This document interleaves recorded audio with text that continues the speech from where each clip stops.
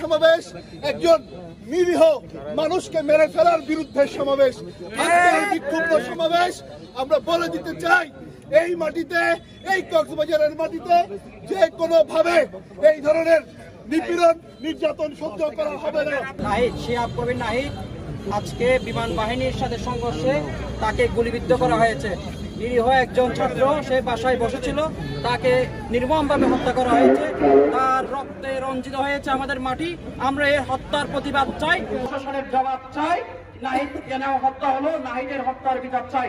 নিরীহ যুবককে নির্বিচারে হত্যা করা হয়েছে, মাথায় গুলি ঠেকিয়ে হত্যা করা হয়েছে। সেই হত্যাকাণ্ডের আমরা তীব্র নিন্দা ও প্রতিবাদ জানাচ্ছি। আমাদের শ্রদ্ধেয় শিক্ষিকা আমেনা ম্যাডাম, নাসির স্যার, ওনাদের হাতে হাজার হাজার শিক্ষার্থী শিক্ষিত হয়েছে। তার ছেলে কি দুর্বৃত্ত হয়? কিভাবে সম্ভব?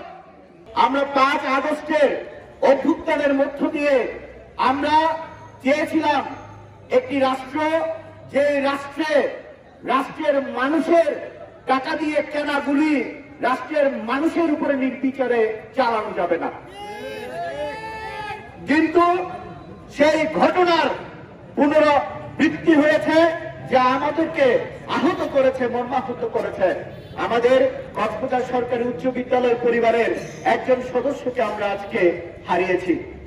আমরা সকলেই মর্মাহত এবং কক্সবাজার সরকারি উচ্চ বিদ্যালয়ের প্রাক্তন ছাত্র পরিষদের পক্ষ থেকে আমরা এই ঘটনার তীব্র নিন্দা জানাচ্ছি এবং এই ঘটনার পেছনে সেটা যেই বাহিনী হোক, সেটার অবশ্যই বিচার হতে হবে। সেটি পরিকল্পিত নাকি অপরিকল্পিত, সেটি আমরা নিরপেক্ষ তদন্তের মধ্য দিয়ে জানতে চাই। আমরা মনে করছি এটি একটি হত্যাকাণ্ড এবং আমরা এই হত্যাকাণ্ডের বিচার চাই। আজকে তাকে দুর্বৃত্ত বলে বাংলাদেশের যে মিডিয়াগুলোতে সংবাদ প্রচার করা হয়েছে, আমি তারও তীব্র নিন্দা ও প্রতিবাদ জানাই। প্রিয় সাংবাদিক বন্ধুরা, আপনাদেরকে একটি আহ্বান জানাই, আপনারা নিজেদেরকে কলুষিত করবেন না। শিহাব কবির নাহিদের যে হত্যাকাণ্ড, সেই হত্যাকাণ্ডের সুষ্ঠু প্রতিবেদন আপনারা প্রচার করুন, নিজেদেরকে